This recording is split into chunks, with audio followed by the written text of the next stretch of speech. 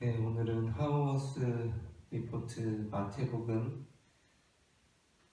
22장에 해당하는 부분인데요. 페이지로는 359페이지 중간에 예수님께서는 조금도 위축되지 않으신다 라는 그 문단에서부터 오늘은 이제 앞에 두 가지 사건을 다루려고 하는데요. 365페이지에 그 첫 번째 문단 끝나는 데까지 오히려 당신에게 문제가 있음을 알아야 한다라는 부분까지를 보려고 합니다. 마태복음 22장에는 총 5가지 주제가 나오고 있어요. 첫째는 예복을 입지 않은 사람에 대한 비유가 나오고 있고, 그 다음에는 세금 관련해서 가이사의 것은 가이사에게, 하나님의 것은 하나님께 라는 구절이 나오고 있고, 그리고 그 다음 이제 세 가지 주제는 부활에 관한 논쟁과 예수님께서 두 계명, 하나님 사랑, 이웃 사랑에 대해서 말씀하신 것, 그리고 마지막에 다윗의 주라고, 다윗의 자손이 아니라 다윗의 주라고 말씀하신 그 부분인데요.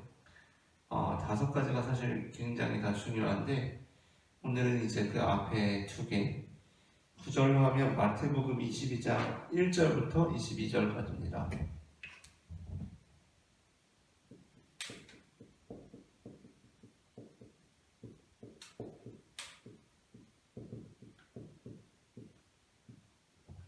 마태복음 22장 1절부터 22절까지고요. 여기에서 이제 나오는 두 가지, 오늘 22장의 초반에 다룰 게 예복을 입지 않은 사람에 대한 비유,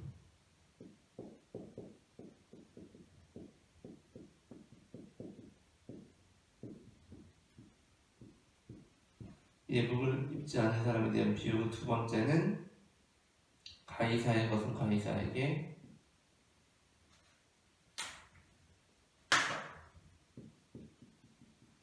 가이사의 것과 하나님의 것 라는 겁니다.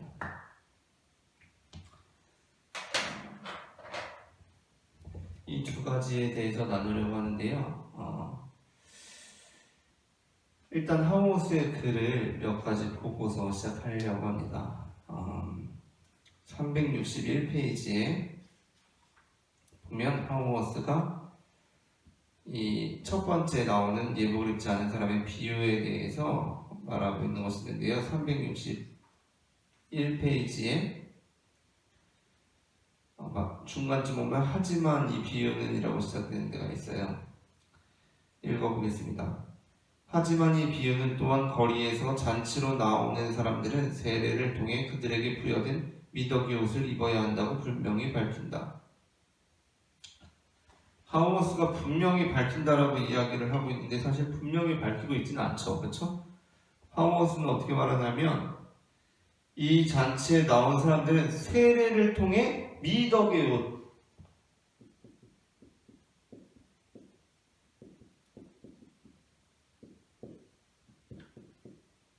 세례와 미덕이 어떠한 옷이고 예복이다라고 분명히 밝힌다라고 하고 있는데 분명히 밝히고 있는 부분은 없어요.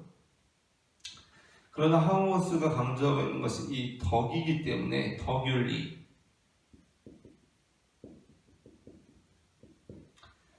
하우스 비교적 최근에 번역된 책 중에 덕과 상품이라는 책이죠. 그래서 나타나고 있는 것처럼 덕윤리 하는 것이 중요하고, 이제 이 부분 하면서는 한 가지 말씀드리고 싶은 게 이 덕과 상품에 보면 특별히 소망에 대해서 말하고 있는 것이 많아요. 소망이라는 것이 어떠한 것이냐면, 소망이 제가 지금 정확히 기억나진 않지만 어떤 창의성과 연결을 짓거든요. 연결을 져요. 소망은 창의성과 연결을 짓는데 이 부분이 저한테 굉장히 인상적으로 다가왔던 적이 있어요.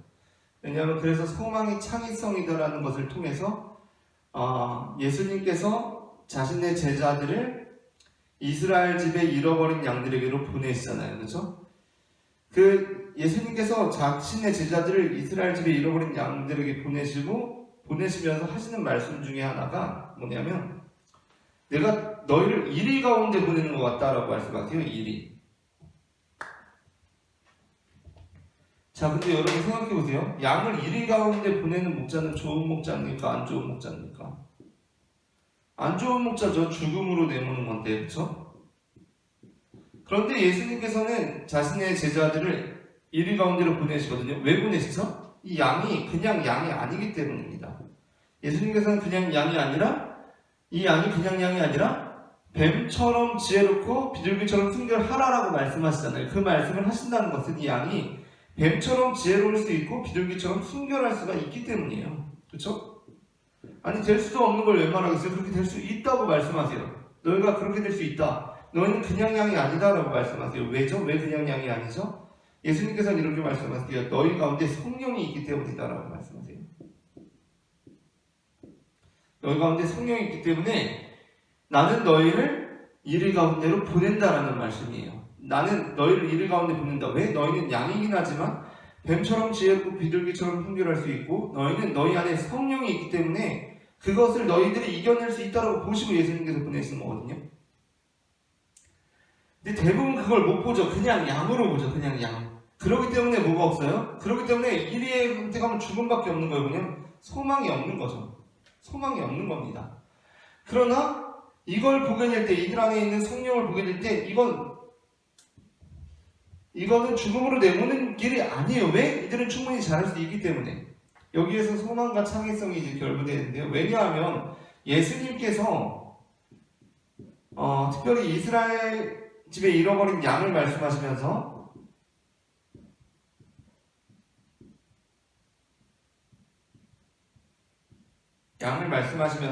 제자들을 보내시잖아요. 그 제자들을 보내시는 이 사건이 구약의 요게벳이 모세를 보내는 사건과 굉장히 비슷한 상황이라는 걸 우리가 알 수가 있어요.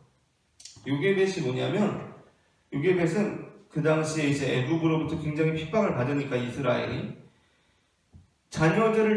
아들들을 다 나일강에 던지라라는 그 명령을 듣거든요.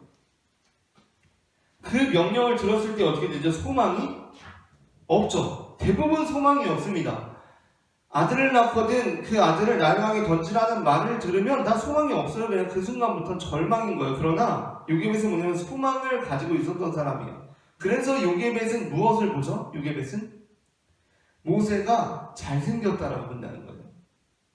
모세가 잘생겼다라고 봐요. 그 잘생겼다라고 보는 것은 그냥 얘가 외모가 잘생겼다라는 것이 될 수도 있고 심지어 비범한 아이라고 본 거예요. 왜? 엄마가 이 아이에게 소망을 가지고 있기 때문에. 여러분 사실 다른 엄마들도 그렇게 봐야만 합니다. 자기 아기를.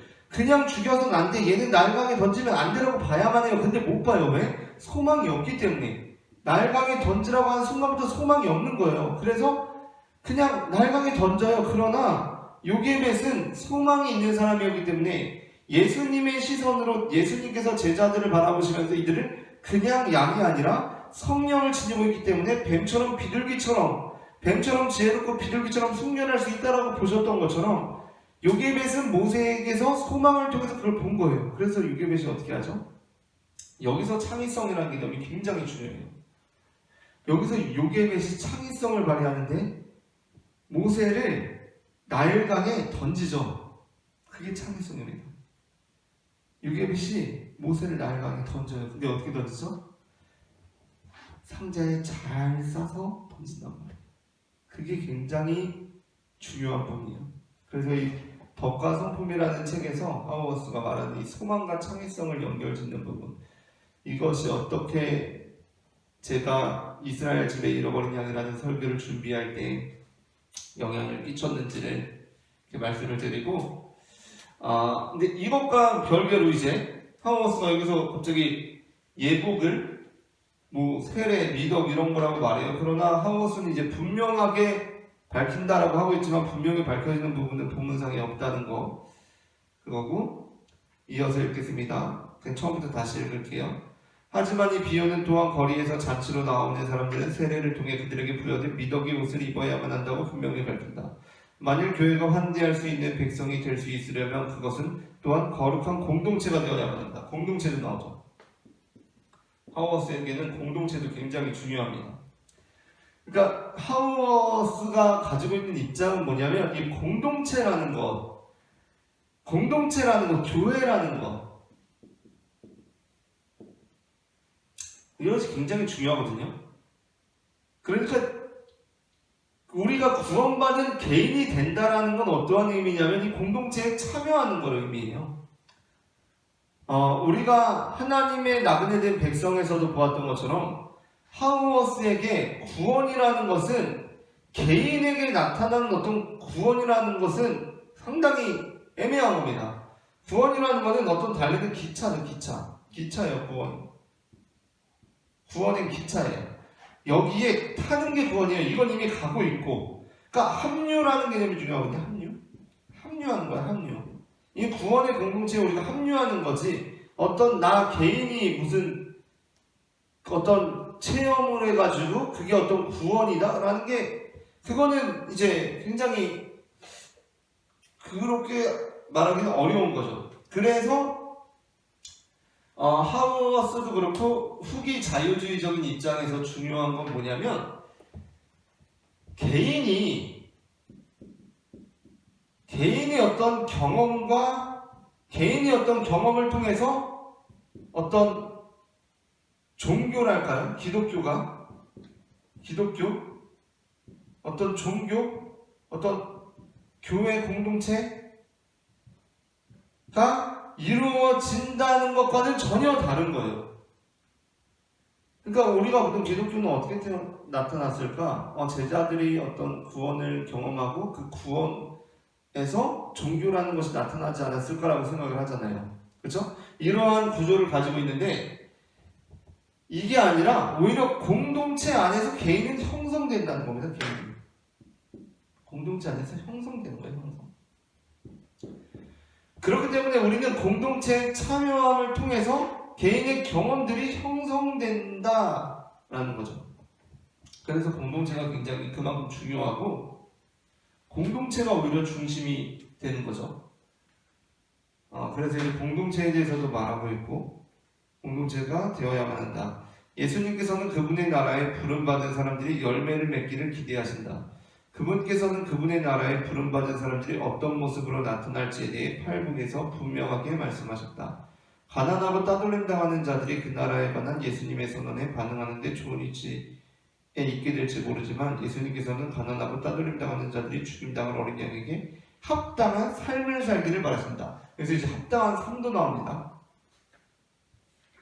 이게 다 예복과 관련된 거라는 거예요.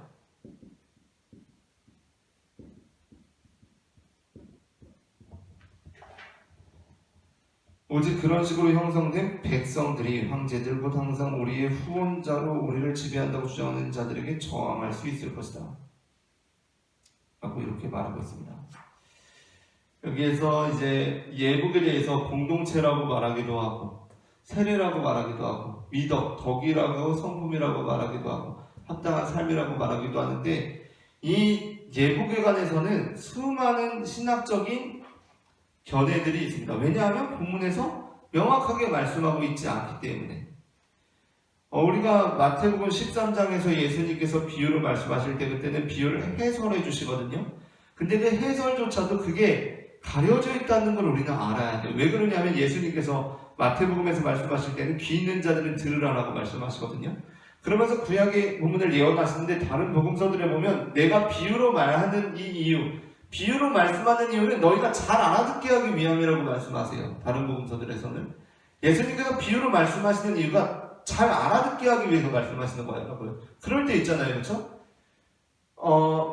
제가 이렇게 비유로 말할 때가 있습니다. 성경에 관한 내용을 비유로 말할 때가 있어요. 그때 잘 알아듣게 하려고 심지어 어쩔 때는 왜곡되는 걸 감수하면서까지 비유로 말할 때가 있어요. 좀 비유를 쓰면 왜곡되거든요. 그러나 그럼에도 불구하고 그렇게 말할 때가 있어요. 왜 잘 알아듣게 하기 위해서. 그런데 마태복음에서는 그게 달라요. 13장에서 예수님께서 왜 비유로 말씀하신다고 말씀하시냐면 전혀 다릅니다. 예수님께서 잘 알아듣지 못하게 하기 위해서 비유로 말씀하신다고 그렇게 말씀하세요. 차이가 있는 거죠.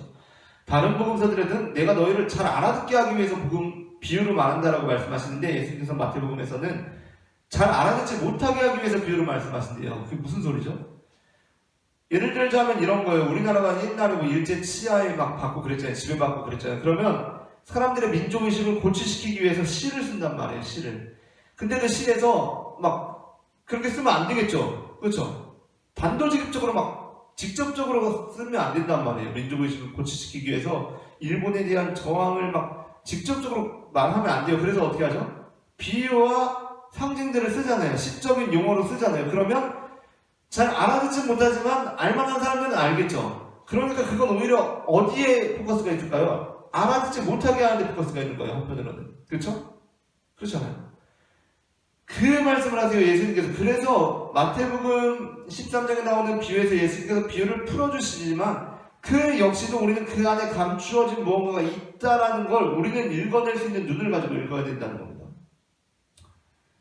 그래서 마태복음 13장 비유를 전체로 보는 게 중요하고 그 전체에서 예수님께서 가르치고 있는 것이 무엇인가를 우리가 파악하는 게 굉장히 중요하다는 것이고, 왜냐하면 특별히 마태복음에서는 그 13장을 하나로 모으면서 거기에서 비유를 배치함으로써 우리가 어떻게 이 비유를 이해해야 하느냐를 말씀하고 있기 때문에 그렇다는 겁니다.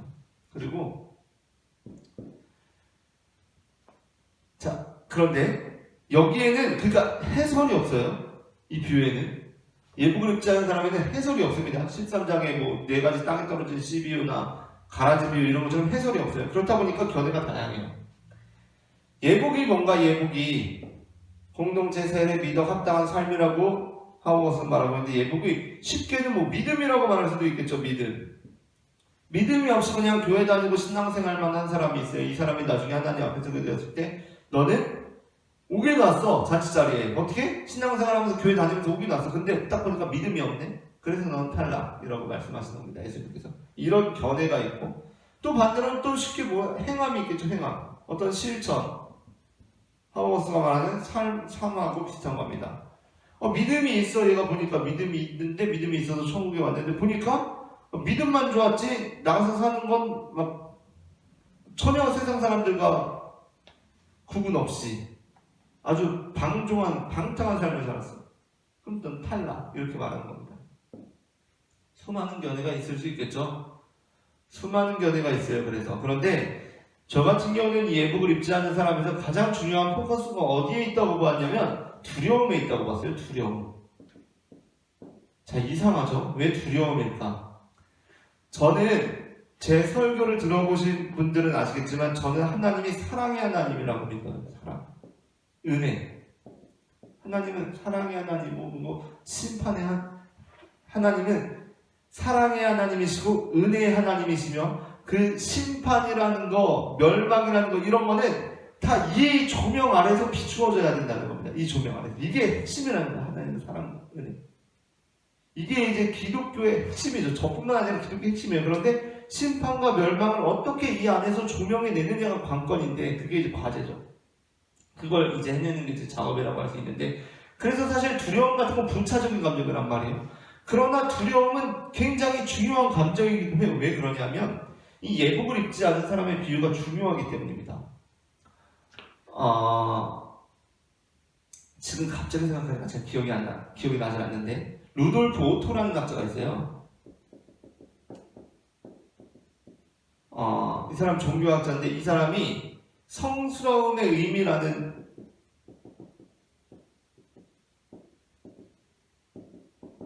책에서 어떤 얘기를 하냐면, 지금 갑자기 해서 생각이 안 나는데, 누미노제라는 어떤 감정이 있어요.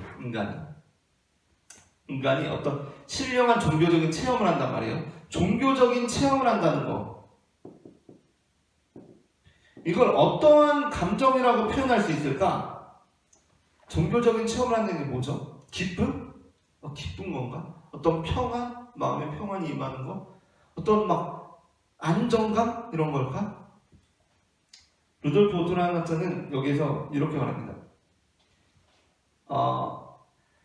우리가 종교적인 경험을 하는 데는 가장 핵심적인 어떤 감정 경험이 있는데, 그건 뭐냐면 뭐 기쁨, 평안, 안정 뭐 이런 게 아니라 이렇게 말하고 있어요.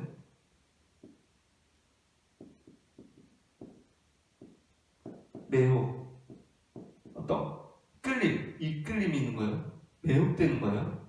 그러나 한편으로는 뭐냐면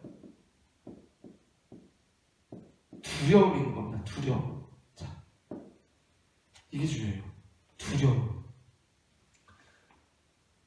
우리가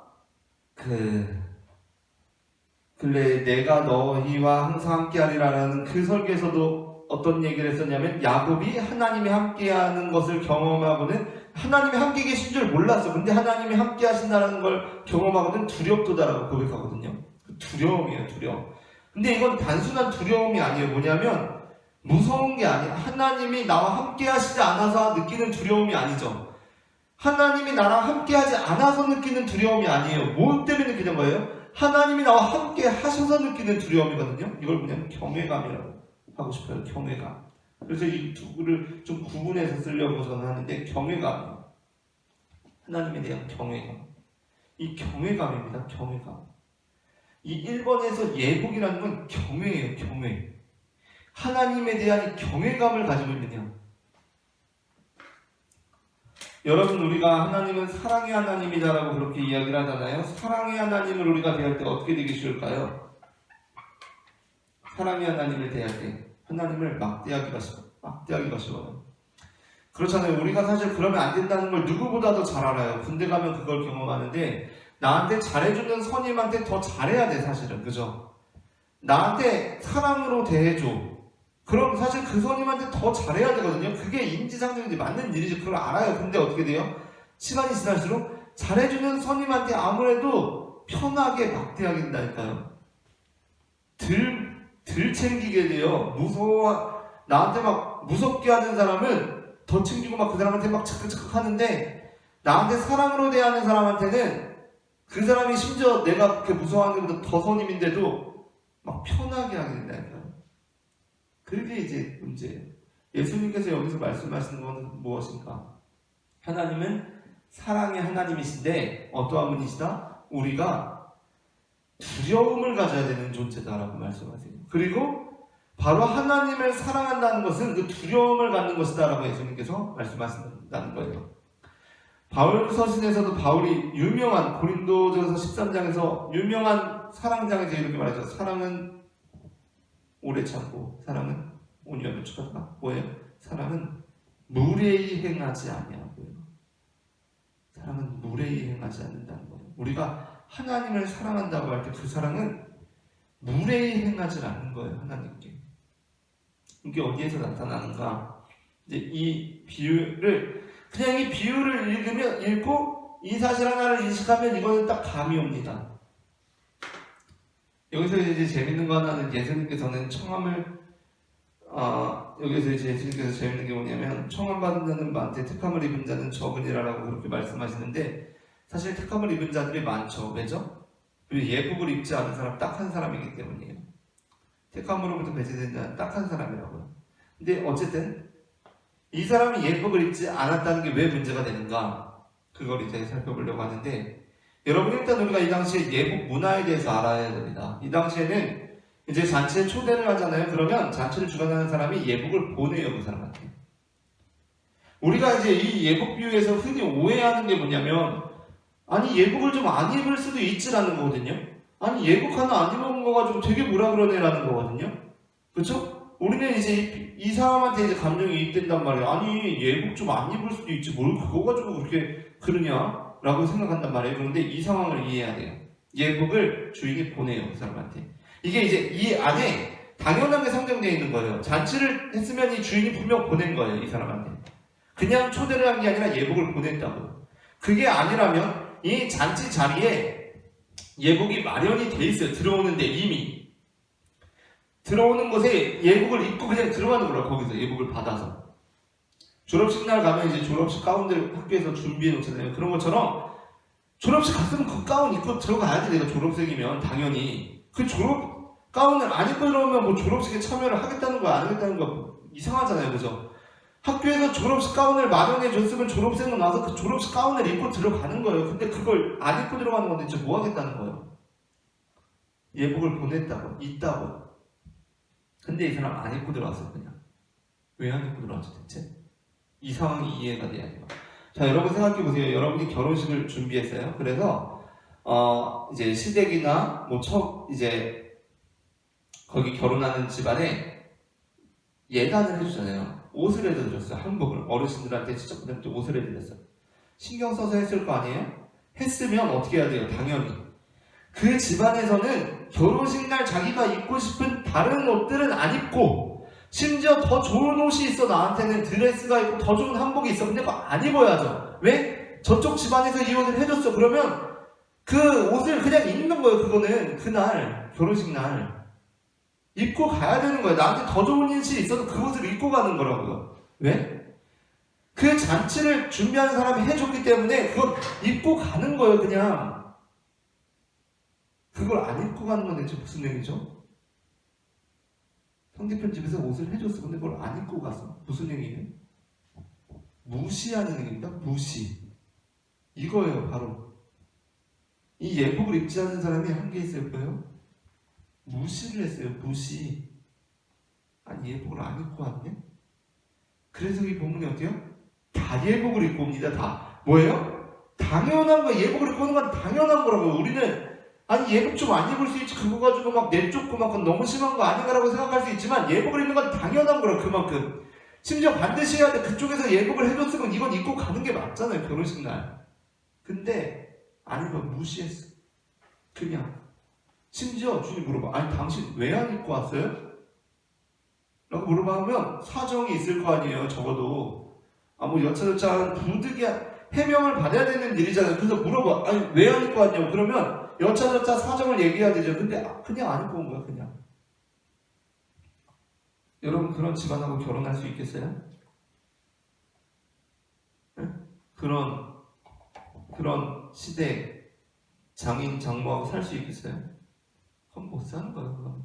그건 그 행위를 했다는 것 자체가, 이거는 해명을 받거나 적절한 해명을 받거나 그게 아니라면 이거는 납득이 안 되는 겁니다. 왜? 아니 그건 그냥 무시한 거거든. 그냥 두려워하지 않는 거라고. 두려워하지 않는 거라고.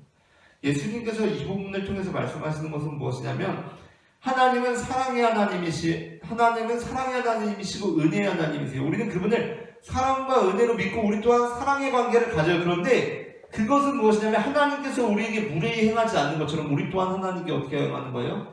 무례히 행하지 않는 거야.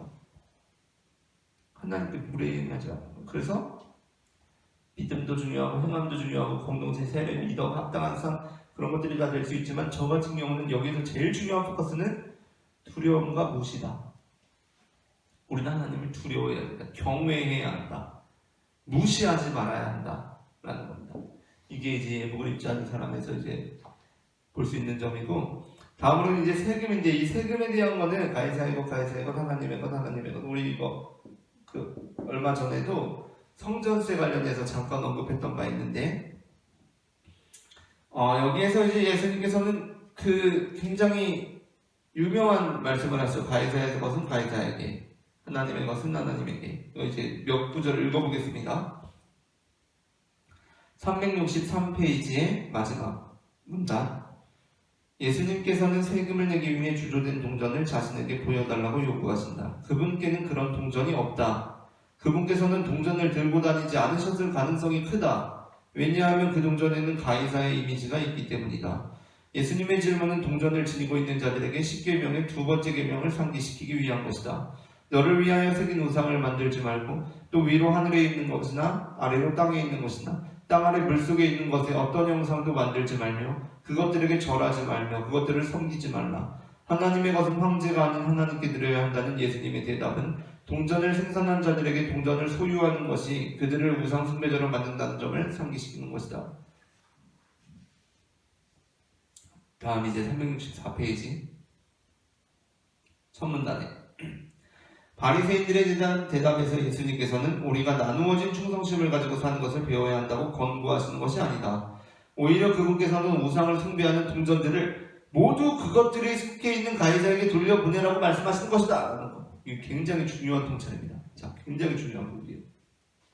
이 부분에서 제가 대단한데? 라는 생각이 들었어요.